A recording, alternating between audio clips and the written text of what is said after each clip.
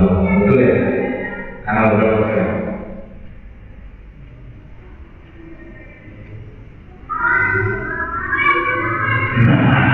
Ini masalah ya, orang Islam nggak kenal ya, mengalir diri.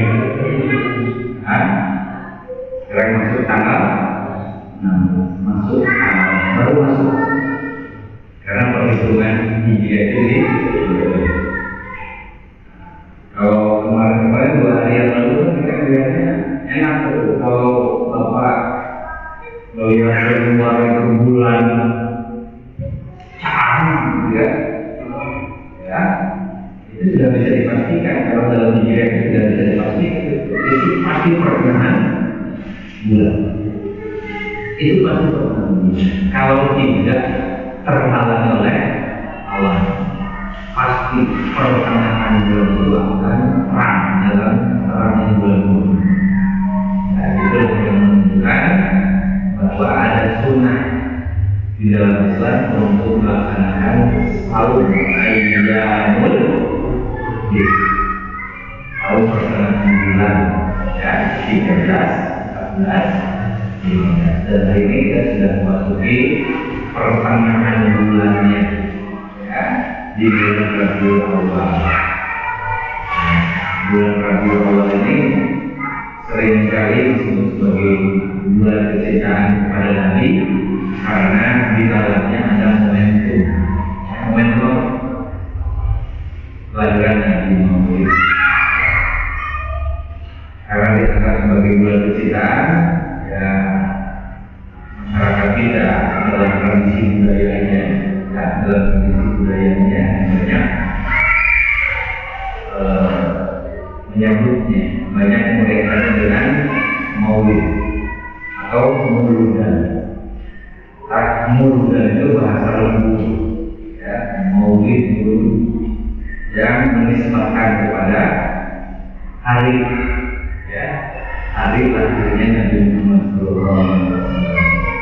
Ya, walaupun tentu cara-cara mencintai kita kepada Nabi itu tentu tidak hanya dalam ekspresi pada momentum maulidnya saja, yang justru lebih penting bagi kita mengekspresikan cinta kita kepada Nabi itu adalah setiap saat, setiap waktu, dan dalam momentum-momentum yang kita bisa melaksanakannya dengan baik. Tapi tidak menjadi suatu hal yang salah bagi kita dalam momentum itu kemudian ya memperbanyak inatan kita kepada Nabi Sallallahu Alaihi Wasallam dengan cara banyak tazkir, banyak mengaji, ya. Mudah-mudahan kita juga bagian dari kita mencintai Nabi Sallallahu Alaihi Wasallam di hidup ini. Ya. Alhamdulillah, Bapak dan Ibu ya, Bapak yang dirahmati Allah Subhanahu Wa Taala, kita teruskan kajian kita berkaitan dengan fikih kemarin. Kemarin sudah masuk dalam fikih Bapak, saya akhirnya jadi tertarik mau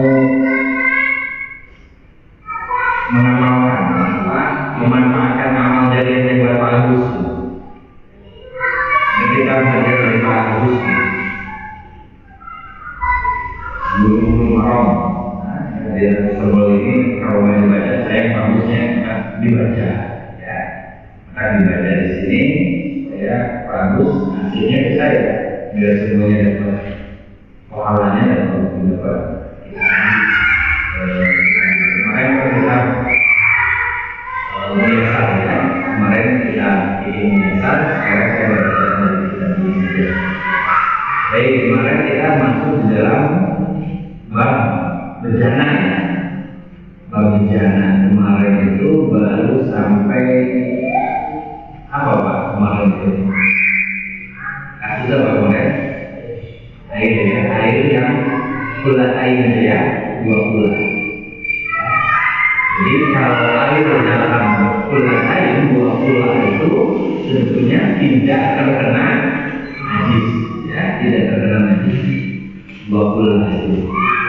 Ya, tentu yang dimaksud tidak terkena najis itu kalau najis yang dimaksud adalah hanya najis dalam bentuk cipratan saja, tetesan saja.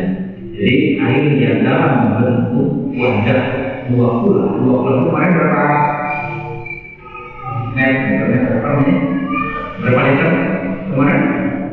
200 sekian liter ya, 200 sekian liter. Jadi kalau 20 itu kurang lebih ukuran 500 liter air. Jadi ukuran 500 liter air itu tidak mesti dibuang ya, kalau hanya terkena cipratan. Ya, kalau hanya terkena cipratan najis kayak begini juga.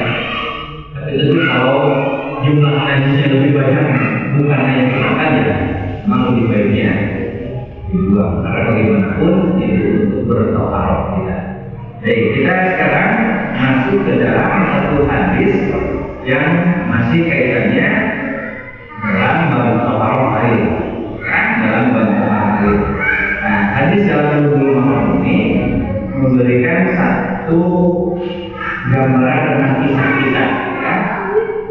Dari kasuistik di mana Nabi Shallallahu Alaihi Wasallam dalam sebuah kasus ya kemudian diceritakan oleh para sahabat terkait dengan bab toharohnya. Jadi ada riwayat ya dari Ibnu Abbas. Dari Ibnu Abbas an Abi Abbasin radhiyallahu anhu. Ini diceritakan diriwayatkan dari Ibnu Abbas radhiyallahu anhu. Ibnu Abbas ini salah satu sahabat Nabi ya, yang berusaha luar biasa kedekatan dari Nabi. Beliau menceritakan anna Nabi Sallallahu Alaihi Wasallam bahwa Nabi Sallallahu Alaihi Wasallam karena yastasilu bi fadli Maimunah radhiyallahu anha. Ya. Jadi pernah suatu saat ya, Nabi Sallallahu Alaihi Wasallam mandi dengan sisa air bekas mandi istrinya yaitu Maimunah. Ya. Dikatakan oleh Ibnu Abbas, kemudian diriwayatkan juga oleh Imam Muslim oleh hadis di Sunan bahwa diceritakan tasala ba'du azwajin Nabi Sallallahu Alaihi Wasallam. Jadi Nabi Sallallahu Alaihi Wasallam mandi ya dengan menggunakan air bekas, air sisa ya, mandi istrinya di jannah. Di jannah. Apa itu jannah? Ya, di jannah itu yaitu dari sebuah wadah nampan ya, wadah yang besar, mungkin bak ya, bak besar. Yang tapi jannah ini kalau dalam tradisi orang-orang Arab ya, jannah itu dalam tradisi orang-orang Arab itu wadah untuk adonan ya. Tapi saking besarnya itu dipakai wadah untuk angkut air dan itu dipakai mandi ya. Dan sisanya kan kemudian dipakai oleh Nabi Sallallahu Alaihi Wasallam nanti dia kasih lagi apa kolat. Maka kemudian Siti Maimunah berkata melihat Nabi Sallallahu Alaihi Wasallam mandi menggunakan air bekas mandinya Siti Maimunah. Kemudian kolat Siti Maimunah berkata, ini kuntu junuban. Ya, kata Siti Maimunah kepada Nabi, wahai Nabi, ini kuntu junuban, sesungguhnya aku sedang junub. Ya, sedang junub. Fakola maka kemudian Nabi Sallallahu Alaihi Wasallam bersabda, innal ma'a la yajnub. Maka kemudian Nabi Sallallahu Alaihi Wasallam mengatakan sesungguhnya air itu tidak terpengaruh ya, air itu tidak terkena junub. Nah ini hadis wasohahu Tirmidzi wa Ibnu Utsaimin disahihkan ya oleh Imam Tirmidzi dan Ibnu Utsaimin. hadis ini menceritakan tentang bolehnya, ya, bolehnya seseorang mandi, ya, mandi menggunakan air sisa dari pasangan suami istri yang sedang junub. Karena sebelumnya ada hadis yang menyatakan tidak boleh seorang suami atau istri mandi dari bekas sisa air dari seorang yang sedang junub. Ini, ya.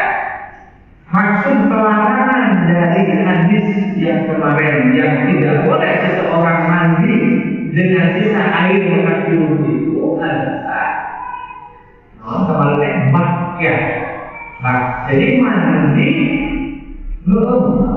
berendam, ya, mandi berendam, ya, mandi berendam seorang istri atau suami yang sedang junub, walaupun dia sudah dibersihkan, kemudian dia berendam di bawah rendam misalnya, terus kelihatan airnya masih apa? Masih bersih.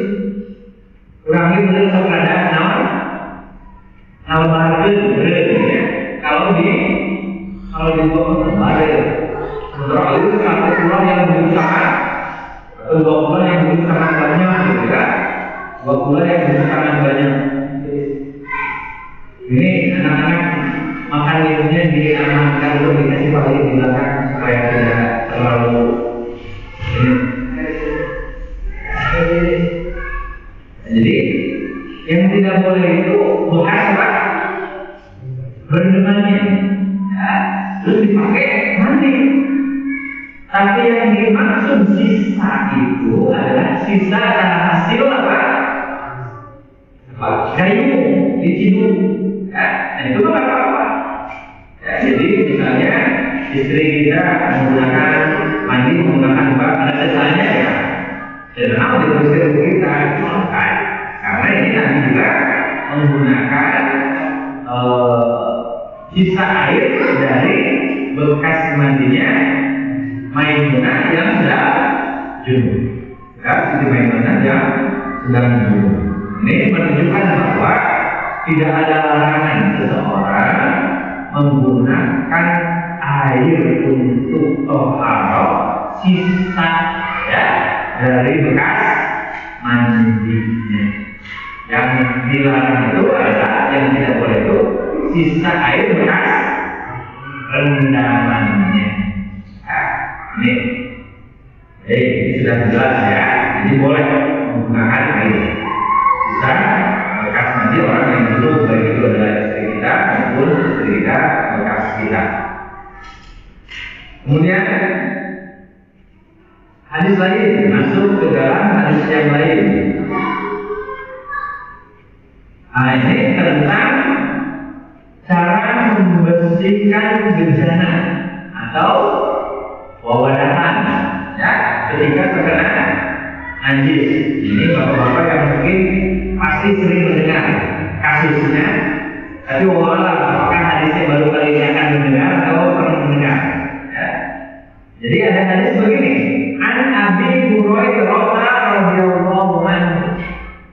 Hadis ini kuat, Pak, karena dikeluarkan oleh Abu Hurairah. Ya, Abu Hurairah terkenal dengan kesohihan hadisnya dan terkenal dengan pengumpulan hadisnya yang sangat banyak.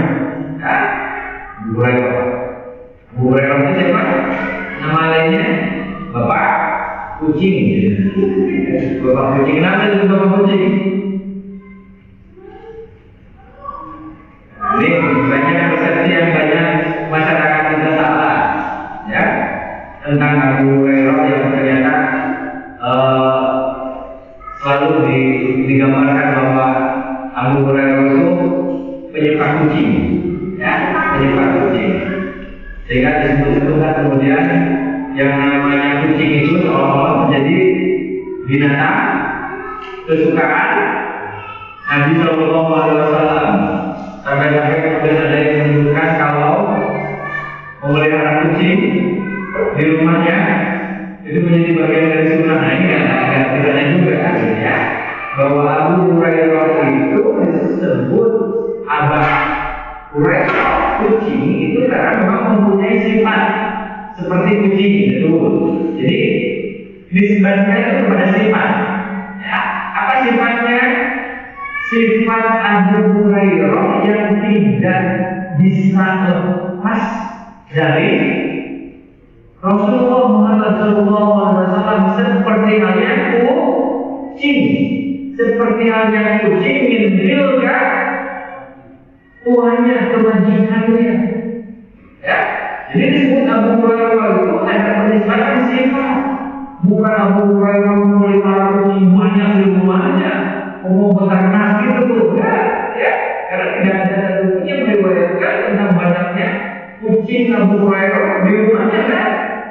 Justru yang banyak menjelaskan itu sifat ya karakter Abu Hurairah yang diibaratkan atau digambarkan seperti kucing yang terus ngikut Nabi kemana-mana.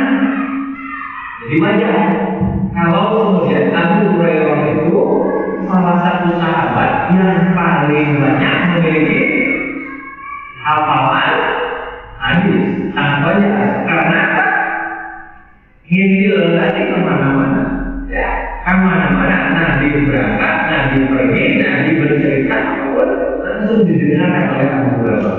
Jadi sangat wajar hadis yang dihafalkan oleh Abu Hurairah itu lebih dari 6.000 hadis ya. Wajar karena memang kemana-mana. Ya, nah ini hadis diriwayatkan oleh Abu Hurairah. Radhiyallahu anhu, semoga Allah memberikan rahmat ridho kepadanya. Ya, qala Rasulullah sallallahu alaihi wasallam. Kata Rasulullah sallallahu alaihi wasallam,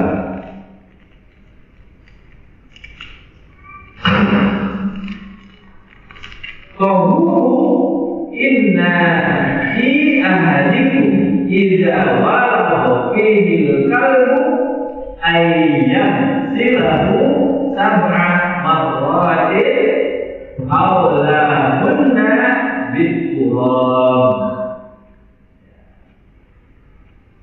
Kata Nabi sallallahu alaihi wasallam, "Tahuru inna ahadikum," cara membersihkan walago itu sesuatu yang sudah terkena dampak najis. Nah, ini cara membersihkan bejana. Idza walago, jika terkena walago kalbu. Apa kalbu? Kalbu anjing, kalau kucing iya itun ya, dengan bahasa Arab deh. Dan kalau sih jadi terus diterjemahkan dari Sunda jadi jauh ya, jadi kata Nabi, cara membersihkan bejana jangan walau fihil kalbu, yang terkena jilatan lidahnya anjing, ayam silahu, maka cara membersihkannya adalah sab'a marratin. Sab'a berapa?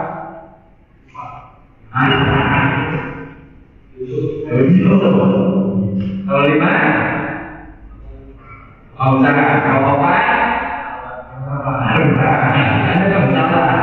coba 1 ahad wahid bahad itu 2 isnani 3 4 arba'atun 5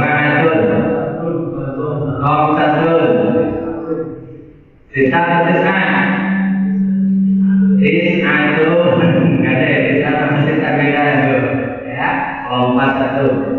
7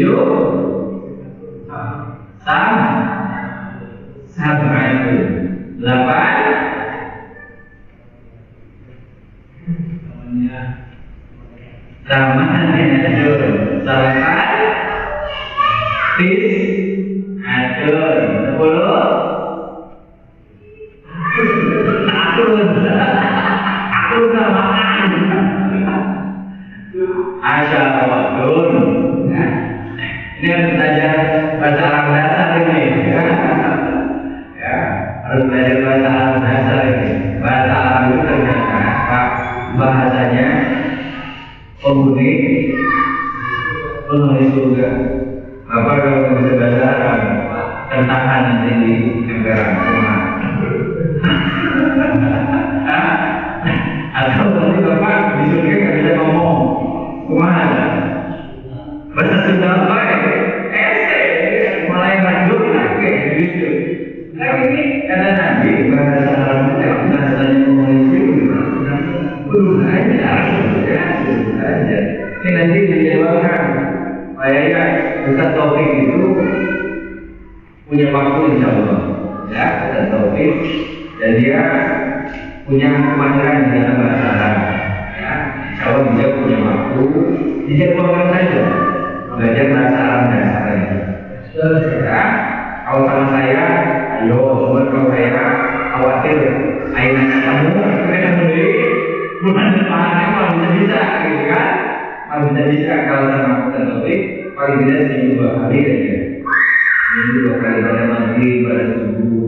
Kalau lama-lama mengenal dari angka, huruf, kata kerja, benda, ya, supaya saya sama anak-anak Paulus gitu ya. Enggak apa-apa belajar nanti gitu ya.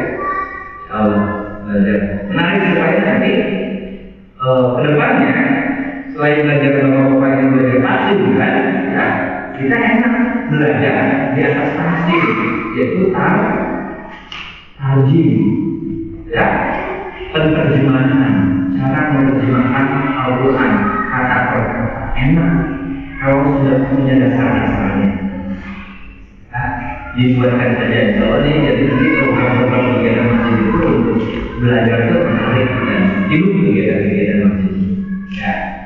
Jadi Pak, kata Nabi, ya, tohuru inariya hadiku cara membersihkan bejana kewadahan jika terkena walau itu air liurnya, jururan lidahnya si anjing, maka airnya silaku cara membersihkannya adalah dengan cara membasuhnya sab'atin, ya, 7 kali. Aulah guna, ya, kemudian aulah guna itu di awal cucian yang ke-7. Nah, di awal cucian yang ke-7, aulah guna di awal cucian yang ke-7 kata Nabi sallallahu alaihi wasallam biturabi, yaitu dengan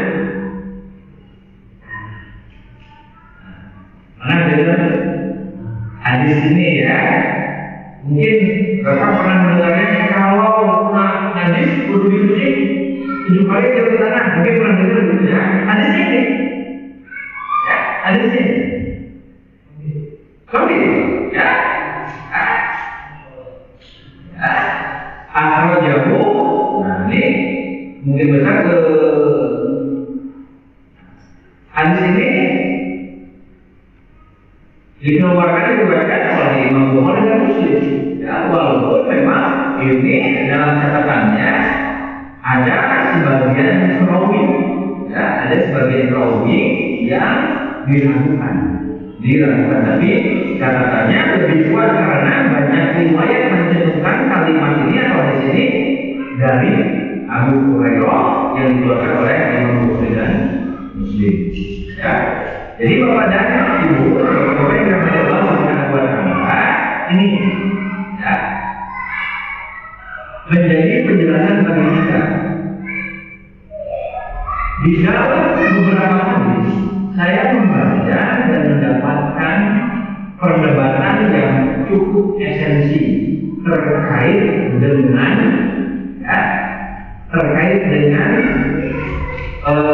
lidah air liurnya anjing, kemudian badan dari anjing itu sendiri. Banyak di dalam hadis ulama mengatakan bahwa air liur anjing itu, badan anjing itu tidak najis, tidak najis. Ya, termasuk ini air liur, air liur. Kenapa?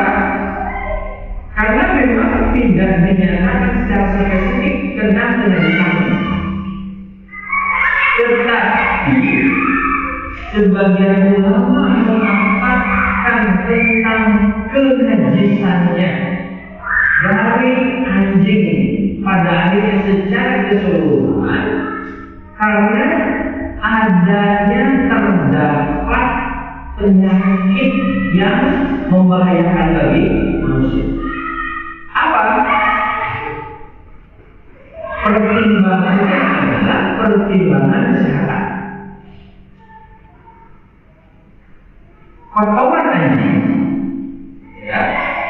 kotoran anjing itu memiliki kandungan penyakit yang begitu sangat banyak sekali karena di dalam kotoran anjing itu mengandung cacing hitam yang ukurannya begitu sangat kecil sekali, tetapi jumlahnya sangat dari kotoran anjing itu. Sepakat dari kotorannya haram dan najis. Nah, ada kebiasaan yang buruk dari anjing.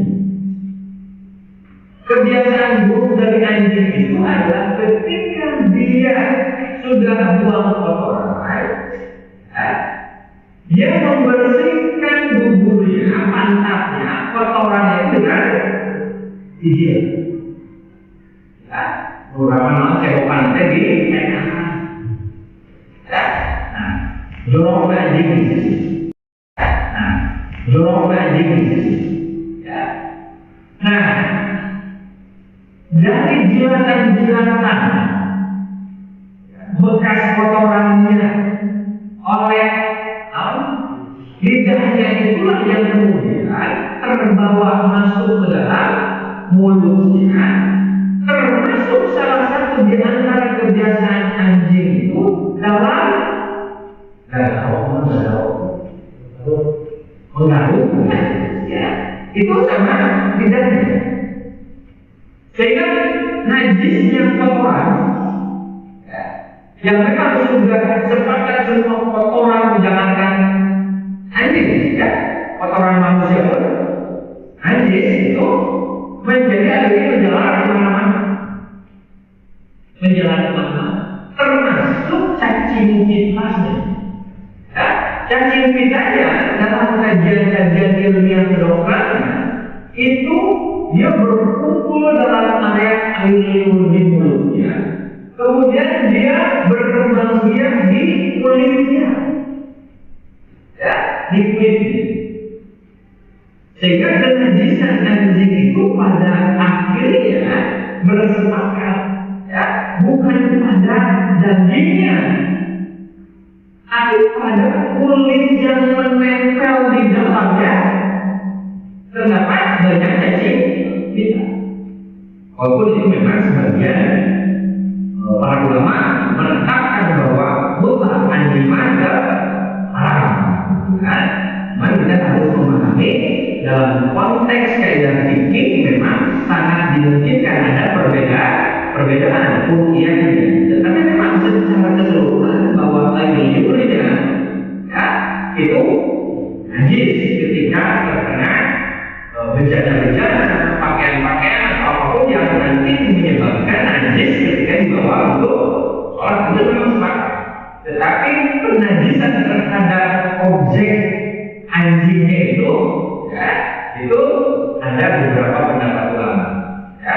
disebutnya najis itu karena memang di situ banyak mengandung penyakit karena ada intitannya. Nah, di situ. Jadi bapak-bapak yang dirahmati Allah Subhanahu wa Ta'ala. Jadi kalau kemudian kita mendapati bencana kita karena hilangnya air liur anjing dibasuhnya oleh 7 kali basuhan. Ya, basuhan pertamanya awalnya lalu dikurung. Basuhan pertamanya dengan apa? Dengan tangan. Jadi najis misalnya akhirin, ya najisnya akhirin itu dibersihkan oleh kudu tanah gelap, ya dibersihkan oleh. Maka nggak salah orang tua guru kira berkuburan terlambat belum itu ya belum untuk menjaga kesucian, memastikan kesucian itu luar biasa. Kalau orang tua kira kan tidak hanya cukup peluk ya, yang ngomong sabun Allah, jadi dia membersih gitu. Ya, itulah orang tua kita hebatnya. Ya. Dengan segala kehati-hatiannya. Nah, ini menjadi satu syariat bagi kita kalau kemudian kita mendapati bejana-bejana kita karena najis. Salah satu jalannya adalah dengan tanah itu dalam kajian ilmu pertanahan dan kesehatan ternyata tanah itu dapat menetralisir ya, dapat menetralisir. Jangan najis ya, listrik oke biasa dinetralisir betul ya. Listrik saja bisa digroundkan oleh tanah, digroundkan oleh tanah. Nah itulah fungsinya tanah. Karena memang pada akhirnya kita juga kembali ke tanah, ya. Karena kita terbuat dari tanah. Dikurung. Jadi kemudian yang keenam, ketujuhnya lalu dibilas dengan bilasan air. Ya. Lalu dibilas dengan bilasan air. Ya. Ini akhirnya muslim apabila dia lalu kalau yukriku boleh terjadi. Jadi memang dikeluarkan oleh imam muslim kemudian juga oleh Bukhari dan Muslim. Ya, Masya Allah. Ini jadi beberapa kali berkaitan dengan bejana. Oleh karena itu Pak, terutama di malam hari anjing itu kan banyak berkeliaran di malam hari Pak. Yang kita sering nggak tahu, ya, sering nggak. Termasuk di perumahan kita, kadang-kadang masih sering ada, masih suka ada peliharaan. Ya. Nah, oleh karenanya bejana-bejana itu jangan sampai disimpan di rumah. Ya. Apalagi rumahnya tidak dipagar misalnya. Bejana itu bisa dipakai masih dipakai untuk mandi, dipakai makan dan minum. Dia bisa mungkin diamankan dimasukkan ke rumah. Ya, termasuk ini area-area masjid yang terbuka begini.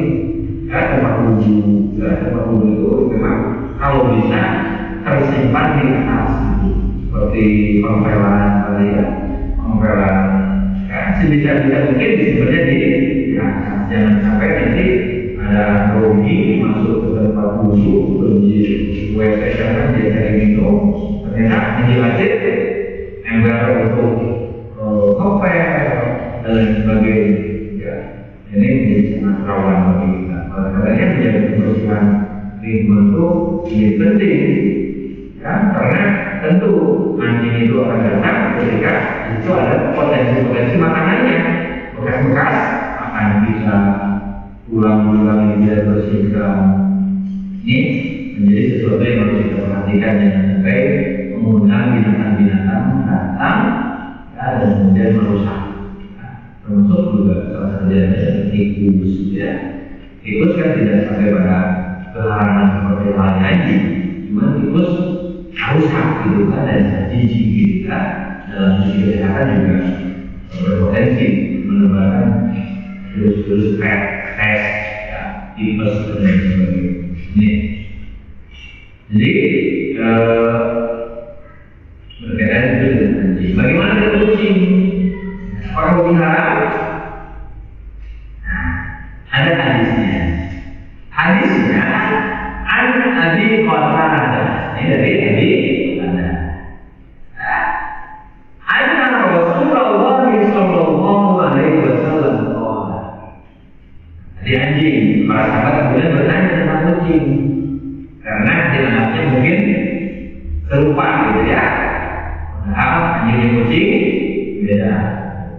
jadi musuh. Tinggal lewat komen jadi karena pernah akrab di situ ya, menunjukkan bahwa dia itu jenis yang berbeda gitu ya. Oleh Nurati. Jadi Nabi Sallallahu Alaihi Wasallam bersabda tentang hirra, apa? Kucing, hirra itu. Abu Hurairah, hirra, kucing. Jadi Nabi bercerita tentang kucing. Inna laisa binajasin. Jadi kata Nabi Sallallahu Alaihi Wasallam, sesungguhnya laisa binajasin. Kucing itu tidak najis. Ya. Kenapa tidak najis? Innama hiya minam tawwabina alaikum.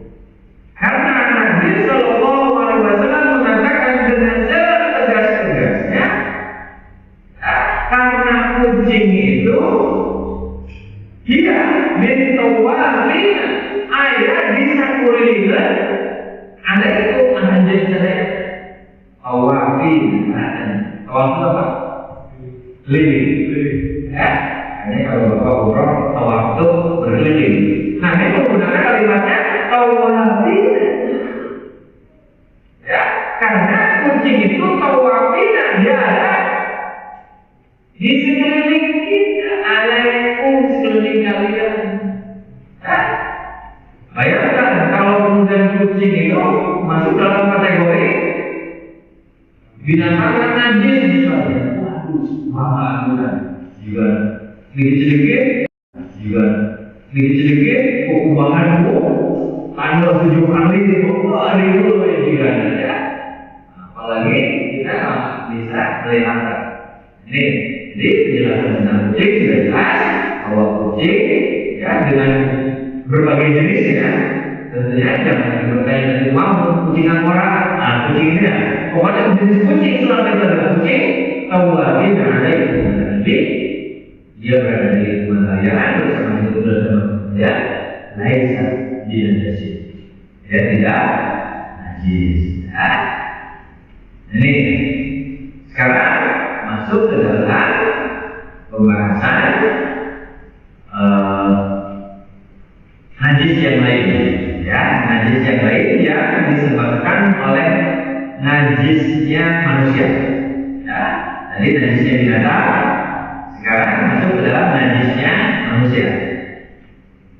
Hadisnya Anas bin Malik, dari Anas bin Malik radhiyallahu anhu, ya, semoga Allah memberikan keridhaan padanya.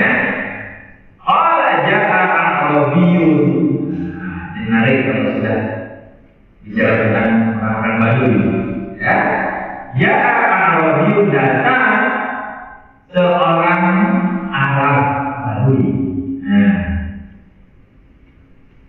Fabala fi ta'ifatil masjid.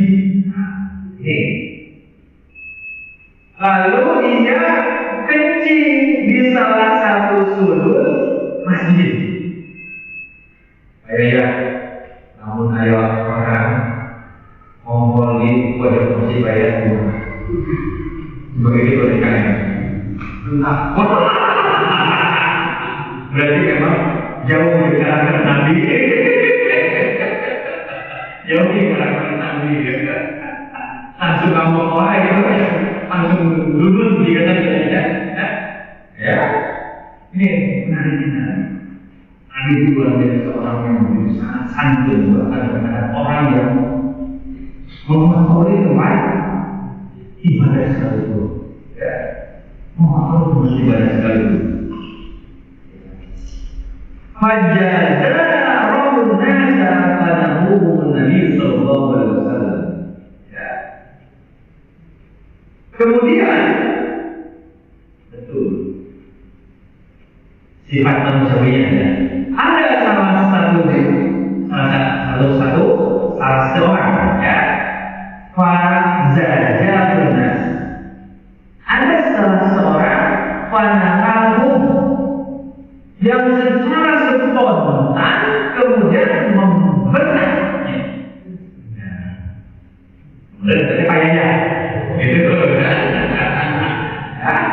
Dan jangan lagi berarti ketua DKM, gitu ya.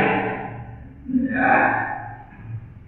Kemudian Nabi Sallallahu Alaihi Wasallam melihatnya. Ya. Falamma qala Allahu amara Nabi Sallallahu Alaihi Wasallam. Kemudian Rasulullah Muhammad Sallallahu Alaihi Wasallam melarang. Ya, melarang apa maksudnya? Melarang ya. Justru Nabi melarang menasihati pada orang yang membentak. Kata membantu. Mau ibu bukan tong ya. Kalau nama Banduri ya, Banduri. Kan benar namun sanes Banduri mana? Banduri. Ini bicaranya orang baru. Orang Banduri itu, orang Ahmad Banduri itu memang di dalam banyak hadis disebutkan ya orang yang memang bodoh saja menjadi sudah lama, bodoh kantor itu bodoh itu bangun gitu. Batil ya, bukan batil. Bangun saja bangun bisa gitu. Bodoh itu kontrol. Bodoh itu kontrol. Kemudian bisa nih bodohnya. Itu orang baru. Ya. Kenapa? Karena kan orang baru tidak mengenal ilmu dan dia tidak mengenal budaya. Sesuatu budayanya dia. Kalau dia turun ke kota, gitu ya, di luar daerahnya, dia merasa bahwa yang dia datangi itu adalah kampung gitu. Kebiasaannya begitu. Maka ketika kemudian dia mendapati bangunan padahal itu adalah masjid dan dia tidak tahu itu masjid, ya, dia kencing di situ di salah satu pojokannya, kemudian dibaca oleh salah seorang Nabi justru mengingatkan yang mengingatkan. Bisa tulis di namanya, ya, justru Nabi Sallallahu Alaihi Wasallam memerintahkan kepada orang yang membentak tadi untuk membawakan air. Untuk membawakan air. Fa'amriku alaihi. Fa'amriku alaihi. Jadi apa fa'amriku alaihi? Jadi kemudian Nabi Sallallahu Alaihi Wasallam memerintahkan untuk menyiramnya dengan air. Jadi bukan memerintahkan nyiram Badui, tapi memerintahkan untuk menyiram bekas air kencingnya si Badui. Nah, ada yang menarik dari sisi sosial dan kesehatannya. Dan ini banyak dibicarakan dan diteliti luar biasa oleh peneliti tentang si Badui datang ke masjid kencing. Hadis ini menjadi inspirasi tentang santunnya Nabi di dalam menjaga kesehatan. Nah, karena dia akan berdampak pada kesehatan. Bayangkan Pak, seorang yang sedang kencing kemudian digebah.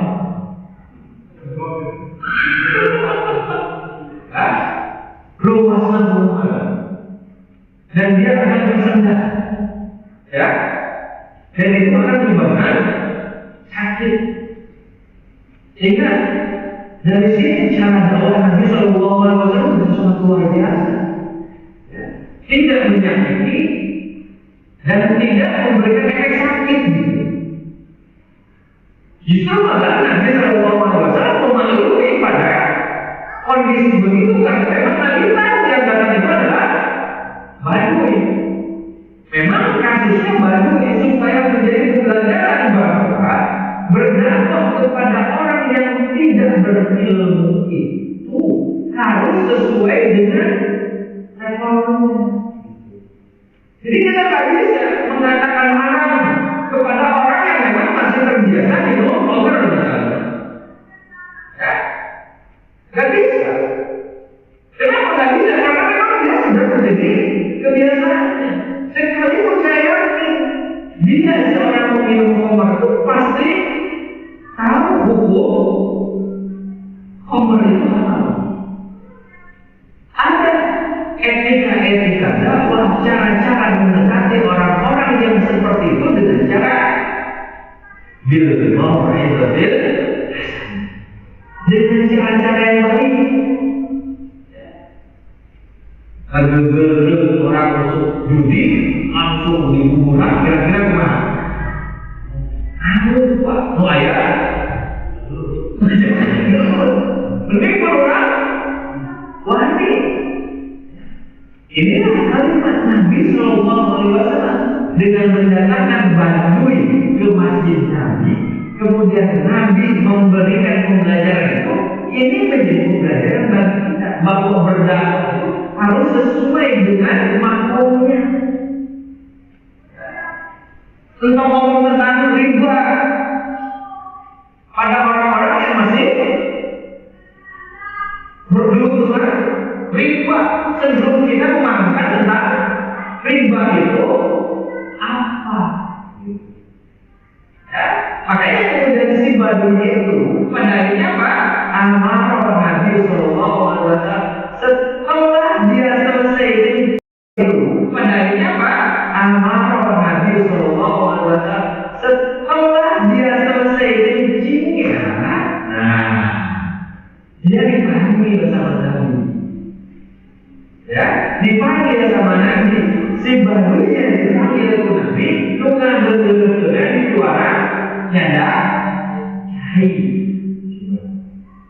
mengke ikut campur ya ke Nabi, cara Nabi menyelesaikan. Barulah kemudian dalam hadis itu diceritakan Nabi menasihati si Badui bahwa tidak boleh kencing di tempat terbuka, tidak boleh kencing di tempat umum. Ya. Tapi dari sisi lainnya Nabi mewati-wati, ada dalam posisi dia kencing tidak boleh diberhentikan begitu saja karena akan menyakitkan. Ya, ini menyakitkan dari sisi perasaan itu pasti ya. Dia orang nggak tahu mana yang betul. Menyakitkan dari sisi perasaan. Keduanya menyakitkan dari sisi kesehatan. Begitulah dakwah Nabi Sallallahu Alaihi Wasallam, begitu sangat halus. Tidak mengatakan halal boleh tidak boleh sebelum Nabi memberikan pemahaman. Tidak boleh kita mengatakan bid'ah, apalagi sesat dan lain sebagainya sebelum kita mengatakan atau memberikan penjelasan tentang hal-hal bid'ah dan sunnahnya itu.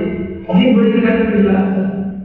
Baru kalau kemudian kita datang kepadanya ilmu, disitulah kita kemudian berdakwah jelas. Baru mengatakan halal haram bid'ah sunnah disampaikan setelah ilmunya didapat atau sampai. Ya.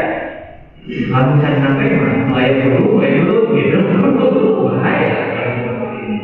Ya, jadi Bapak dan Ibu yang dirahmati Allah Subhanahu Wa Taala tentang Badui yang datang, tentu memberikan pembelajaran kepada kita bahwa baiknya jelas air kencing itu najis, ya, air kencing itu najis.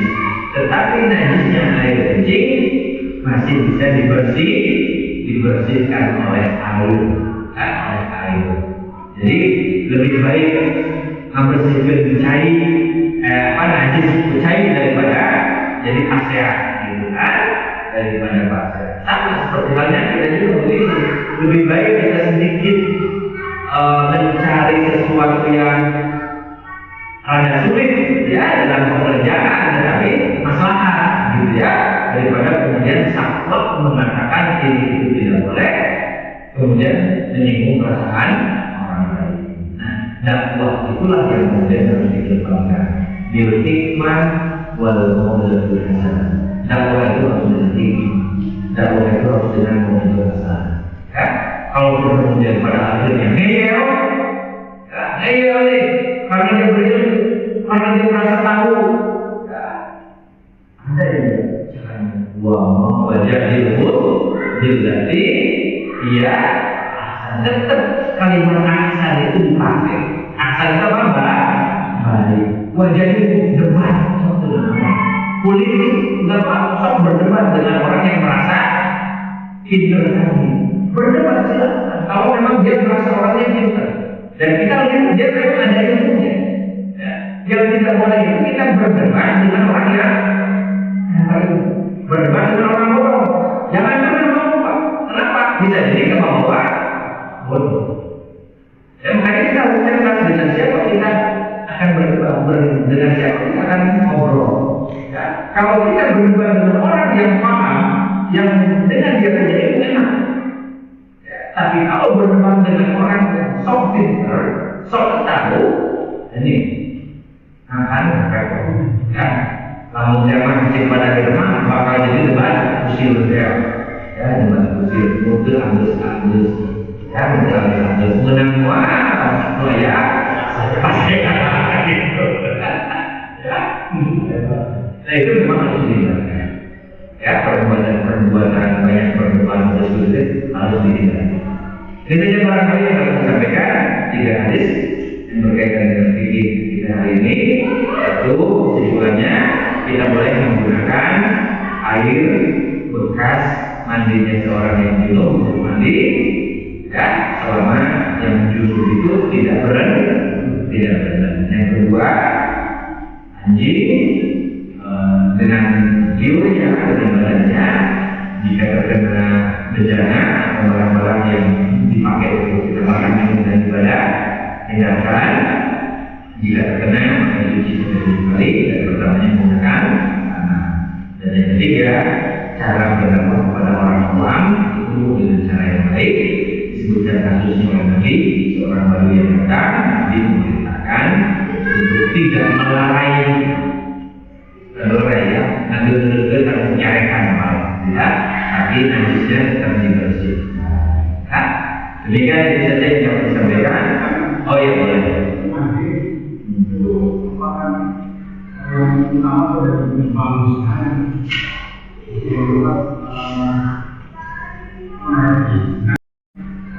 utama dari pembangunan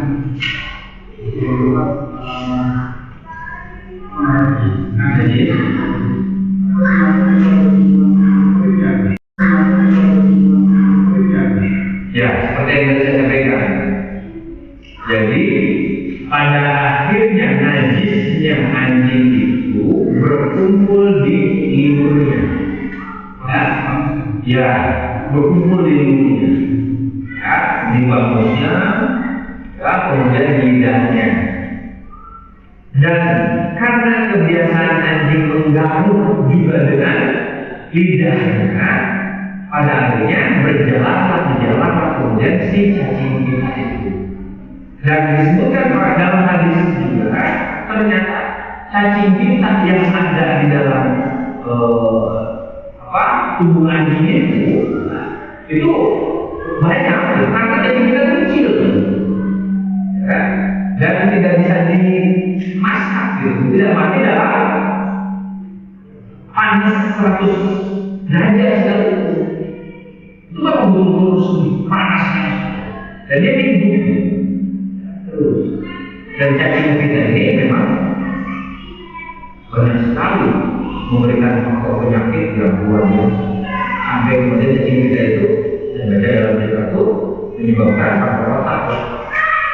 Cacing kita, ya.